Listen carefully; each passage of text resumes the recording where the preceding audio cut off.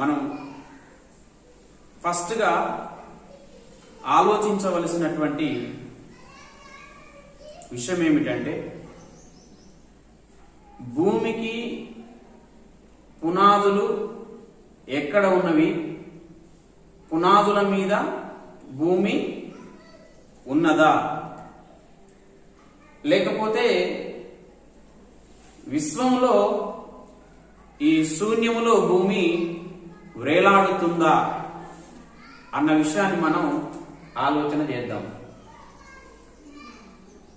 మనం చాలా చోట్ల బైబిల్లో చదివేటప్పుడు మనం ఏం చూస్తామంటే, భూమికి పునాదులు ఉన్నవి అని, జగత్తు పునాది వేయబడక మునిపే అని, ప్రభువా నీవు భూమికి ఆది యందు పునాది వేసితివా అని, ఇలాగా భూమికి పునాదులు ఉన్నవి అని మనం చాలా చోట్ల బైబిల్లో చదువుకుంటాం. అలాగే యోబు భక్తుడు కూడా ఏమని వ్రాసాడు అంటే, శూన్యములో దేవుడు భూమిని వ్రేలాడ తీశాడు అంటే, ఇంతకు శూన్యములో ఇది వ్రేలాడుతుందా లేకపోతే పునాదుల మీద ఉన్నదా అన్నది మనకు క్వశ్చన్. ఈ క్వశ్చన్ కు పరిశుద్ధ గ్రంథంలో నుంచి ఆన్సర్ ని పరిశీలించి తెలుసుకుందాం. మనం మొదటిగా ఆలోచన చేస్తే సామెతల గ్రంథం 28వ అధ్యాయం 29వ వచనాన్ని మనం ఆలోచన చేస్తే,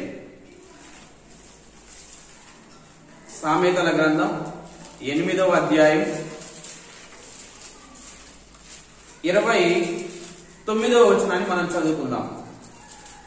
జలములు తమ సరిహద్దులు మీరకుండునట్లు దేవుడు సముద్రమునకు పొలిమెరను ఏర్పరిచినప్పుడు, భూమి యొక్క పునాదులను నిర్ణయించినప్పుడు, నేను దేవుని యొద్ద ప్రధాన శిల్పినై అనుదినము సంతోషించుచు నిత్యము దేవుని సన్నిధిన ఆనందించుచుంటిని. ఇక్కడ మనం ఆలోచించవలసినటువంటి విషయం ఏంటంటే, భూమి యొక్క పునాదులను నిర్ణయించినప్పుడు అంటే, భూమి 26వ వచనంలో అంటాడు, భూమి మైదానములను దేవుడు చెయ్యక మునుపు, భూమిని దేవుడు చెయ్యక మునుపు అంటే నేల మట్టి రవ్వంతయు సృష్టించబడక మునుపు దేవుడు నిర్ణయించిన, అంటే నేను పుట్టి తిని అంటే అక్కడ ఒక వ్యక్తి గురించి చెప్తున్నాడు. కానీ మనం ఇక్కడ ఆలోచించవలసిన ఎవరు పుట్టారన్నది మనం ఆలోచించట్లేదు, భూమి గురించి ఆలోచన చేస్తున్నాం. ఇక్కడ భూమి మైదానములు దేవుడు చెయ్యక మునుపు అంటే భూమిని దేవుడు పుట్టించక మునుపు, నేల ఆరిన నేల ఒక రవ్వంత కూడా దేవుడు చెయ్యక మునుపు దేవుడు ఏమి నిర్ణయించుకున్నాడంటే, దేవుడు ఏమి ఆలోచన చేశాడు అంటే, భూమికి పునాదులను దేవుడు నిర్ణయించాడంట. అంటే దేవుడు భూమికి పునాదులు వేసి, పునాదుల మీద ఈ భూమిని ఆరిన నేలను పునాదుల మీద దేవుడు స్థిరపరచాలి అని దేవుడు అంట నిర్ణయించుకున్నాడంట.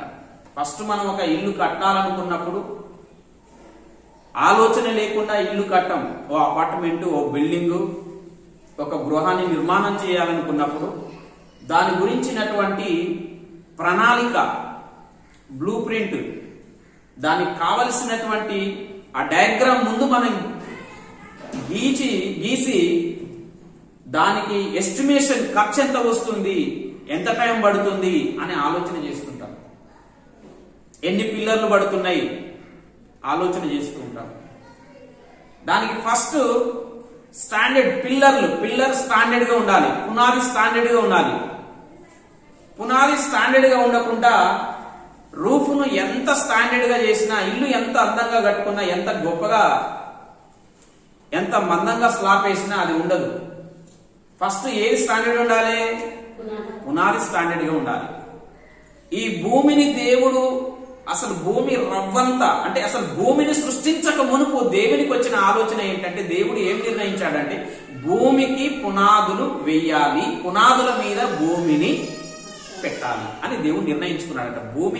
భూమిని సృష్టించక మునుపు, భూమిని కలగజేయక మునుపు, అసలు భూమిని రవ్వంత లేనప్పుడు భూమిని గురించిన ఆలోచన దేవుడికి ఏమొచ్చిందంటే, పునాదుల మీద దేవుడు భూమిని ఉంచాలి, పునాదులు వేయాలి, పునాదుల మీద భూమిని పెట్టాలి అన్నది దేవుని యొక్క ఆలోచన. యెషయా గ్రంథం 51వ అధ్యాయం 13వ వచనాన్ని మనం ఆలోచన చేస్తే చూడండి. యెషయా గ్రంథం 51వ అధ్యాయం 13వ వచనం.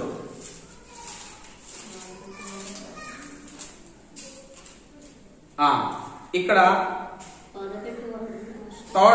ఫోర్త్ లైన్, భూమి పునాదులను వేసిన యెహోవాను, నీ సృష్టికర్త అయిన యెహోవాను మరుచుదువా, బాధ పెట్టువాని క్రోధము ఏమాయను. ఇక్కడ వ్రాయబడినటువంటి వచనం ఏంటంటే, భూమి పునాదులను వేసిన యెహోవాను.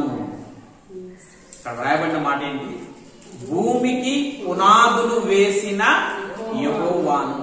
అంటే యెహోవా ఈ భూమిని కలగ చెయ్యక మునుపు పునాదుల చేత ఈ భూమండలాన్ని స్థాపించాలనుకున్నాడు. ఈ భూమికి పునాదులు వేసింది ఎవరంటే ఆ యెహోవా తండ్రి అయినటువంటి దేవుడు ఈ భూమి కంట పునాదులు వేశాడంట. ఆయనే స్వయంగా చెప్పుకుంటున్నాడు, భూమికి పునాదులు వేసిన యెహోవాను అని తన గురించి ఆయనే చెప్పుకుంటున్నాడు. ఇంకో మాట చూడండి, హెబ్రీలకు రాసిన పత్రికలో హెబ్రీ గ్రంథకర్త కూడా వ్రాస్తూ ఉన్నాడు. హెబ్రీలకు రాసిన పత్రిక 1వ అధ్యాయము 10వ వచనం. ప్రభువా మరియు ప్రభువా, నీవు ఆదియందు భూమికి పునాది వేసితివి, ఆకాశములు కూడా నీ చేతి పనులే. ఇక్కడ హెబ్రీలకు రాసినటువంటి ఈ పత్రిక యొక్క గ్రంథకర్త ద్వారా పరిశుద్ధాత్ముడు వ్రాయించుకున్న మాట ఏంటంటే, ప్రభువా యెహోవా, నీవు ఆదియందు భూమికి, ఆది అంటే ఆరంభం, ప్రారంభం. ఆదియందు దేవుడు భూమిని ఆకాశమును సృష్టించెను. ఆది కాండం 1వ అధ్యాయం 1వ వచనములో ఆదియందు దేవుడు భూమిని ఆకాశమును సృష్టించెను. అంటే భూమిని ఎలా సృష్టించాడంట? ఆదియందు భూమిని సృష్టించినప్పుడు ఆదియందు దేవా నీవు భూమికి పునాది వేసి, భూమికి పునాదులను వేసిన యెహోవాను నేనే, ఆదియందు నేను భూమికి పునాది వేసి.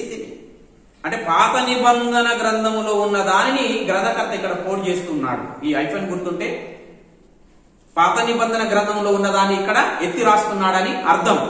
పాత నిబంధన గ్రంథంలో ఎక్కడ ఉంది ఇది? చూడండి ఒకసారి. 102వ కీర్తన 25వ వచనాన్ని మనం ఆలోచన చేద్దాం. 102వ కీర్తన 25వ వచనం. ఆదియందు నీవు భూమికి పునాది వేసితివి, ఆకాశములు కూడా నీ చేతి పనులే. దీన్నే 102వ కీర్తన ఈ 25వ వచనములో ఉన్నటువంటి ఈ వాక్య భాగాన్ని హెబ్రీలకు రాసినటువంటి గ్రంథకర్త పరిశుద్ధాత్ముడు ఆ గ్రంథకర్త చేత ఎత్తి వ్రాయించుకున్నాడు. ఆదియందు నీవు భూమికి పునాది వేసితివి, ఆదియందు దేవుడు భూమిని ఆకాశమును సృష్టించాడు. భూమిని ఎలా సృష్టించాడంటే ఆదియందు ఎప్పుడు సృష్టించాడంటే ఆదియందు సృష్టించాడు. ఎలా సృష్టించాడు అంటే ఆదియందు భూమికి పునాది వేశాడంట దేవుడు. ఆదియందు దేవుడు భూమికి ఏమేశాడు? పునాదులు వేశాడు. ఇంకో మాట చూడండి, ఇందులోనే 104వ కీర్తన 5వ వచనం.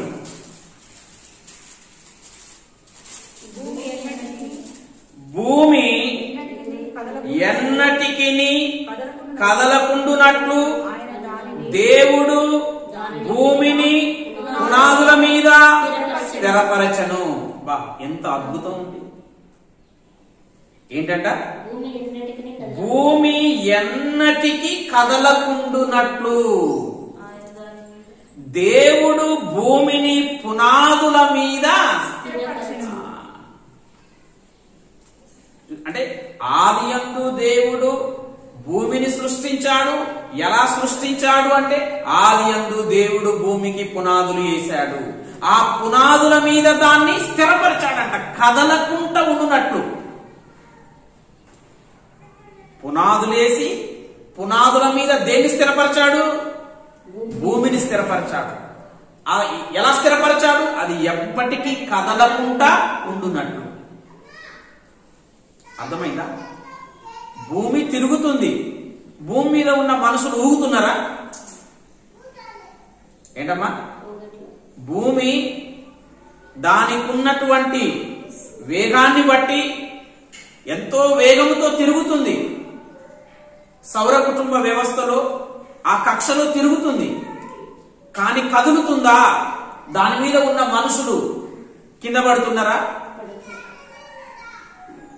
ఆ వేగానికి తట్టుకోలేక కదలట్లేదు. స్థిరపరచబడ్డది, పునాదుల మీద అది స్థిరపరచబడ్డది. అది ఎన్నటికీ కదలకుండునట్లు. అంటే దేవుడు వేసిన పునాది అంటే ఎంత వేగంతో తిరుగుతున్నా కూడా భూమి మీద ఇప్పుడు మనం ఉన్నాం, తిరుగుతున్నట్టు కనిపిస్తుందా మనకు? భూమి తిరుగుతున్నట్టు కనిపిస్తుందా? అనిపిస్తుందా మనకు? అనిపిస్తలేదు. కానీ ఎంత వేగంతో తిరుగుతుంది. తన చుట్టూ తాను తిరిగితేనే మనకు ఉదయం సాయంత్రాలు అవుతున్నాయి. ఎంత వేగంతో తిరుగుతున్నాయి. అంత వేగంతో తిరుగుతున్న భూమి మీద మనం ఉన్నాం, మనం కదలట్లేవు. ఎందుకంటే కదలకుండా ఉండునట్లు దేవుడు దాన్ని ఏం చేశాడంట? స్థిరపరచాడు. కదలకుండా ఉండునట్లు స్థిరపరచాడు. పునాదులు ఎక్కడేశాడు దేవుడు మరి దీనికి? 24వ కీర్తన 2వ వచనం. దేవుడు సముద్రముల మీద భూమికి పునాది వేసెను, ప్రవాహ జలముల మీద భూమిని స్థిరపరచెను. చూసావా? దేవుడు సముద్రాల మీద, అంటే పునాది, ఇల్లు కడుతున్నాం, పునాది ఎక్కడ వేస్తాం? నీళ్ళలో వేస్తామా? బురద నేలలో వేస్తామా? చౌటి నేలలో వేస్తామా? ఎక్కడేస్తాం? గట్టిగా ఉన్నటువంటి ప్లేస్ లో లోతుగా పిల్లర్ గుంతలు తవ్వి కాంక్రీట్ వేసి కదా వేస్తాం. కానీ దేవుడంట భూమికి పునాది ఎక్కడేశాడంట? సముద్రముల మీద వేశాడంట, నీళ్ళ మీద. చూసావా దేవుని శక్తి ఏంటో? దేవుడంట సముద్రముల మీద భూమికి పునాది వేసిండంట, భూమిని ఆ పునాదుల మీద స్థిరపరచాడంట. అంటే దేవుని శక్తి చూడండి, సముద్రముల మీద భూమికి పునాది వేశాడంట. అంటే ఈ అర్త్, ఈ భూమి, ఈ భూగోళానికి మనం ఆలోచన చేస్తే నీళ్ల శాతం ఎంత ఉందండి? సుమారుగా 70%, 70%. 70% నీళ్లు ఉంటే 30% సాయిల్, అంటే మట్టి, నేల. 30% మట్టి ఉంటే 70% నీళ్లున్నవి. 70% నీళ్ళల్లా 30% మట్టి కరిగిపోతుందా? కరిగిపోదా? కరిగిపోతుంది, ఈజీగా కరిగిపోతుంది. కానీ కరిగిపోవడానికి ఆస్కారం లేదు. ఎందుకో తెలుసా? సముద్రాలలో దేవుడు పునాదులను వేసి పునాదుల మీద దీన్ని స్థిరపరిచాడంట. మనం ఆదికాండంలో దేవుడు ఆ సృష్టి నిర్మాణ, దేవుడు చేసిన సృష్టి నిర్మాణ క్రమమును మనం ఆలోచన చేస్తే ఆదికాండం 1వ అధ్యాయంలో అక్కడ ఒక మంచి మాట అంటాడు. ఒకసారి మనం చూద్దాం, ఆలోచన చేద్దాం. చూడండి 9వ వచనం. దేవుడు ఆకాశము క్రిందనున్న జలము ఒక్క చోటనే కూర్చబడి ఆరిన నేల కనపడును గాక అని పలకగా ఆ ప్రకారమాయను. దేవుడు ఆరిన నేలకు భూమి అని పేరు పెట్టెను, జలరాశికి ఆయన సముద్రమని. చూసావా?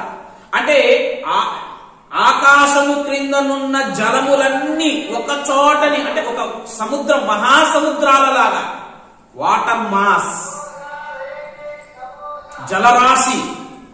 జలరాశులన్నీ ఒక చోటనే దేవుడు కూర్పు చేసి ఆ జలరాశుల మీద, ఆ నీళ్ళ సముద్రాల మీద పునాది వేసి, ఆ పునాదుల మీద దేవుడు ఏం కలగజేశాడంట? ఆరిన నేల. ఆరిన నేల. ఆరిన నేలకు దేవుడు భూమి అని పేరు పెట్టాడు. అంటే నీళ్లను ఒక చోటనే సమకూర్చి, జలరాశులను సమకూర్చి, ఆ జలరాశుల సముద్రాల మీద పునాది వేసి, పునాదుల మీద ఆరిన నేలను దేవుడు కనపడజేసి దాన్ని స్థిరపరిచాడు, దానికి పొలిమెరలు పెట్టాడు. ఎందుకు?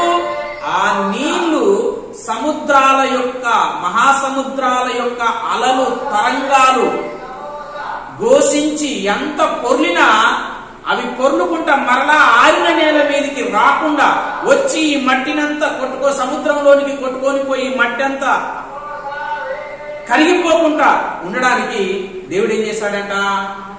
ఆ నీటికి కూడా దేవుడు సరిహద్దులను నియమించాడు, ఈ ఆరిన నేల మీదకి రాకుండా ఉండడానికి. అంటే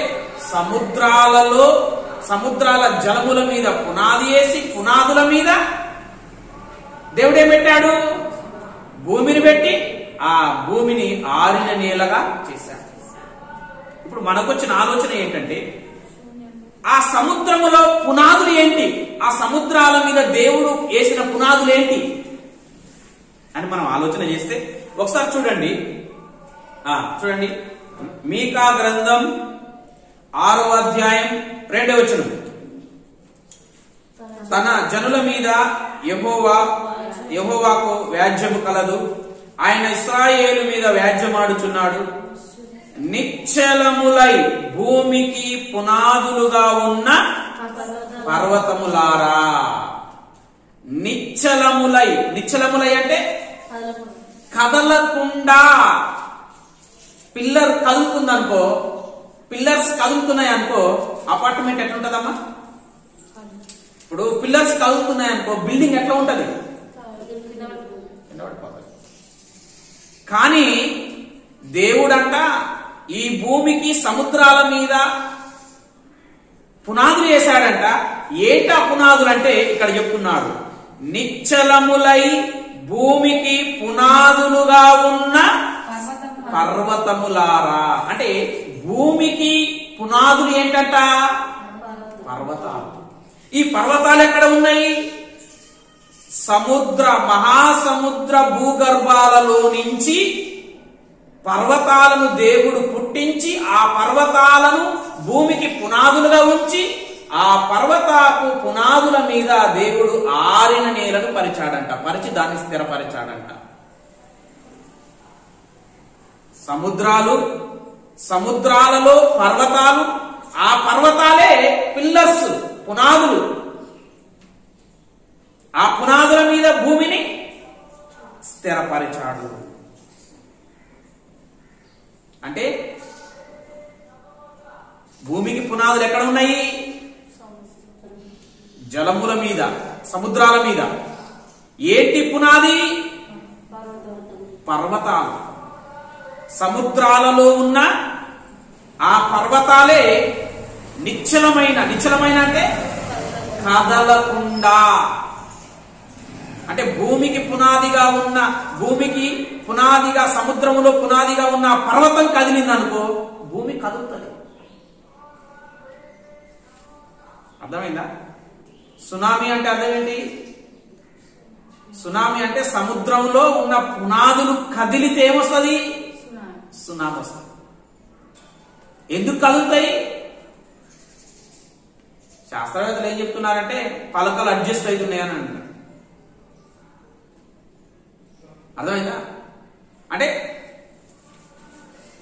భూమికి సముద్రాల మీద దేవుడు పునాది వేశాడు. ఏంటి ఆ పునాది అంటే సముద్రాలలో నుంచి, సముద్ర గర్భంలో నుంచి దేవుడు నిశ్చలమైన పర్వతాలను పెట్టాడు.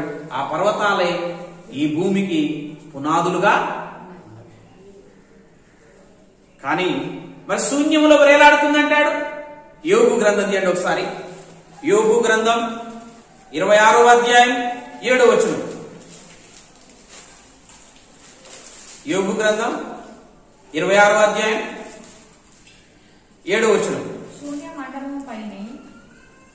శూన్యమండలము పైన ఉత్తర దిక్కునున్న ఆకాశ విశాలమును దేవుడు పరచను. శూన్యము పైన భూమిని, అంటే ఈ శూన్యములో భూమిని దేవుడు ఏం చేశాడంట? వ్రేలాడ చేశాడు. అంటే మరి ఇప్పుడు పునాది ఎక్కడ ఉంది భూమికి? మీరు గుర్తుపెట్టుకోవాలి.